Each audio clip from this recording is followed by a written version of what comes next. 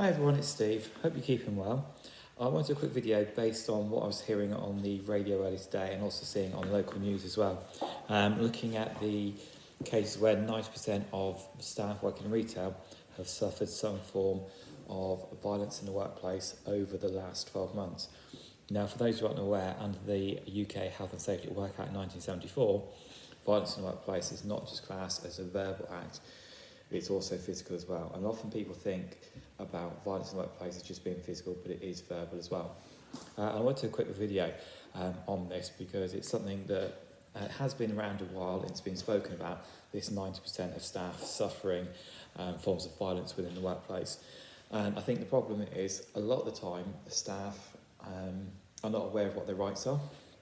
And I think quite often companies don't necessarily know what they should do when they deal with situations, and they're worried about losing customers.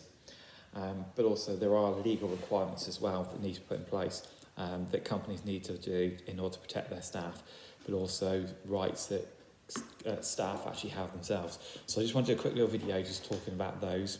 And obviously if you need some help with these and some training, then please feel free to reach out to me and we can put something together for you. But things we need to be aware of is actually staff welfare is obviously far more important than customers, especially when customers are being abusive and potentially losing customers. Because if you think about it, if you've got no staff, your company cannot make any money. So if you've got no staff, your business cannot function. So you have to be thinking about the welfare of your staff. Now, we're not going to talk about why people become abusive and aggressive, but we're just going to look at some things we need to be aware of. And I know, having worked in different industries, quite often there's no training given to staff in terms of how to deal with conflict situations, what to do, how to deal with it, how to manage them. And I'm going to talk a little bit about the law and what the law says should be put in place, just for employees to know what they should really be doing from a legal point of view. So what we know under the 1974 Health and Safety Work Act is all employees have a legal duty to ensure the health, safety and welfare of the employees at work. So if you've got staff coming to work and they are regularly suffering forms of violence, so verbal or physical acts in the workplace, so they were talking earlier on at staff being shouted at, being hit, being spat at as well, there is an act that needs to take place. And remember, if you fail to follow what's in the Health and Safety Work Act, it is a criminal offence. So employees have to take action. And obviously that's where your safety of your staff is really, really important. Now, if we look at Section 2, or Article 2 of the Health and Safety Work Act, basically the company has to do everything that's reasonably practical to look after the health, safety and welfare of employees. So that could well be, if you've got a history of people who are known to be violent, can we ban them? But again, a lot of businesses are afraid of banning customers because of bad publicity, loss of sales. But like I said earlier on, if you don't ban them, what's going to happen? Your staff start leaving because they're not being looked after. Who's going to serve your customers? How are you going to open up to actually serve your customers? So it's something that does need to be looked at and addressed. We need to think about it. Remember, under Section 2, brackets 2, Section C, a duty of employer is to make sure that the workplace is actually suitably safe for your people. So they must have training on how to deal with things. So if you've got challenging situations, do they know what to deal with it, how to manage it? What systems are put in place to look after their staff? If you've got a history of known hand violence, why is there no security put in place? What are your procedures to stop these people and the people trained specifically to deal with these scenarios? Those staff in retail don't get training to deal with it. They're not given breakaway training. They're not given de-escalation training. They're not dealing with restraint-based work if you need to remove somebody. Is it just phone the police and wait for the police to turn up and encourage to suffer a lot of verbal abuse of somebody or physically being hit?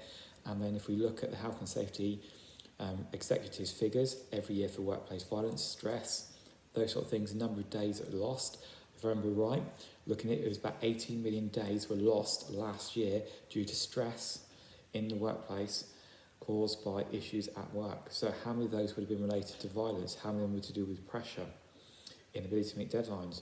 But I'm sure a lot of them will be dealing with conflict in the workplace and the stress that places people under. The Management of Health, Safety at Work Regulation 1999, there needs to be a risk assessment to make sure that if there is any risk they're subject to, so staff are going to get verbal abuse, spat at, hit at work. What's put in place to actually protect those members of staff?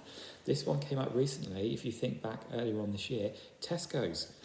They had a violent customer came in who was shoplifting, challenged by one of the management team, tried to direct to back room to wait for the police, yet they had a history of violent customers. Where were their security? None were actually supplied to the actual premises by Tesco's. So that could be deemed as a breach of that, which is one of the reasons why they potentially lost their case in the industrial tribunal. But if you've got that history of people being violent, you need to have something put in place for it. How are you going to deal with it? So if they're going to come across it, something needs to be put in place. It has to be risk assessed. What are we going to do? How are we going to deal with it?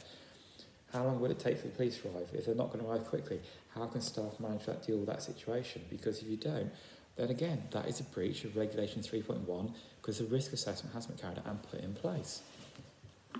So we've got to think about Regulation 8 of the Management Health, Safety and Work Regulations, brackets 2, procedures for dangerous or serious danger or assessment for danger. So basically, staff have to be informed. Are they likely to be spat at? Are they going to be shouted and abused? Are they physically hurt? And what steps they can do to protect themselves. If that isn't done, that is a breach of the law. And again, that is where someone could be taken to an industrial tribunal, an employer, and a problem then arises because they're like to lose out. Because if nothing has been put in place, nothing's been risk assessed, no training's been put in place, no steps to deal with it all, then obviously that is a breach of that one. And again, it's an act of Parliament, so that would potentially make it a criminal offence that's been carried out by not putting these things in place. A lot of staff and employers are not aware of the regulations put in place under the Employment Act of 1996, going back to the Tesco's case, where the manager actually restrained somebody who pulled a weapon out, threatening to use it against staff and customers, and they restrained them, waited for the police to arrive. Then they were sacked at a later date over the incident because they had a policy where you cannot put your hands on. But remember, under Section 44, employees have the right to basically take certain actions in situations. So in Section 1 of that, Part D of Section 44, if someone believes they're in serious and imminent danger that they cannot deal with, they are actually allowed to leave the workplace and fail to return until satisfactory action has taken place to remove that dangerous part of work. So if they're going in and getting abused on a daily basis, spat at, hit, things like that, they don't have to be there. You would still have to potentially pay that member of staff, and you cannot sack that person over it. Because if you do sack them, you then breach Article 100 of the Employment Act. So you've got to really be thinking about what can you put in place to protect those members of staff. Having body cams to record footage, it isn't enough. What training is put in place? What de-escalation skills do you give your staff? What physical skills do you need to actually deal with scenarios, to maybe remove some of the premises if necessary, or to restrain that person until the police turn up to actually arrest them and deal with them? Now, depending on where you live in the UK, it could take hours for the police to arrive because there are obviously police are stretched with everything that's going on. If you live in a very rural place and that's where you're working, it's going to take a lot longer for the police to come out because you're going to have few police officers for a very large area because it's quite rural. So it's something that needs to be thought about, considered. And remember, an employee is within their rights to take action to protect themselves if they feel they're in imminent danger. So if then a staff actually was to strike a customer or to physically manage a customer to remove them from the premises to defend themselves, or their staff, which are colleagues, which under the Health and Safety at Work Act, Section 7, when you look at it, you are responsible not just for your own safety at work, but also those of your colleagues as well. And the customers that are actually in that place. So if that is going on, you have the right to actually use physical force if necessary to remove them. So people need to think about, but what training is actually given to staff to actually be able to deal with those scenarios? Something that's not thought about. And again, under Section 100, if a member of staff needs to remove somebody from the place or has to use force in order for themselves, you cannot sack them for it, you cannot reprimand them for it. That then becomes an offence under the Employment Act and they will win on the industrial tribunal. So there's things that you got to think about that often staff are not aware of that they can or cannot do, but also employers are not aware that staff can do. And they need guidance and support on that to deal with those scenarios. So some things for you to think about. You've got to consider, when we hear about these violent acts, this 9% staff, it's a breach of the peace. If you think about it, peace is a normal state of society, and a breach is that where harm is done or could be done to a person in the presence of his property, a person, or trying to cause fear in such harm. And that's what a breach of peace is classed as, and that's what is going on in a lot of retail stores at the moment. So there are things that we've got to think about, and what staff and management often aren't aware of, and company owners, that staff do have the right to defend themselves. There are such things as private defence in the workplace, but also under the law, those who are not aware that the law does allow you to use physical force in certain situations. So that comes under common law. But over the top of that, because they're acts of parliament, you've got section 3.1 of the Criminal Law Act 1967, and obviously section 76 of the Criminal Justice and Immigration Act 2008, which allow you to use what's classed as reasonable force, which can be to defend yourself, property, or others. So therefore, staff actually have the rights to protect themselves or their colleagues at work.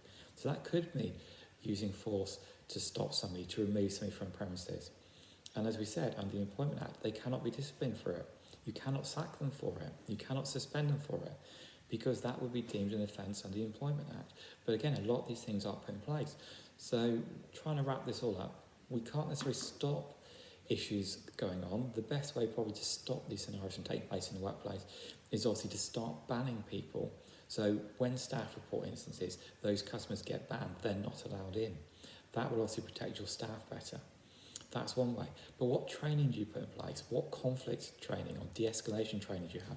So focus around communication skills to try and de-escalate a scenario, settle a scenario down. What physical skills do you train your staff in? So if their de-escalation skills do not work, they've got skills to actually deal and manage that scenario until potentially the police actually arrive and support. Or they just stand there, take it, maybe record it on CCTV or on a body cam, and then the company does nothing about it and take action.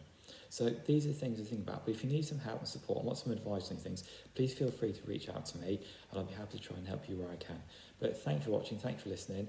Obviously, please do think about subscribing to my channel. Please give the video a like, write a few comments and a bit of feedback on what you thought, and obviously share it with those you think who would find it useful. So those who are in an environment where they're dealing with these scenarios on a regular basis, and then maybe I can find a way to help them. But also, if you're an employer or a business owner, please feel free to reach out and we can put some training in place for you. So thanks for watching, and I hope you found it useful. Good night.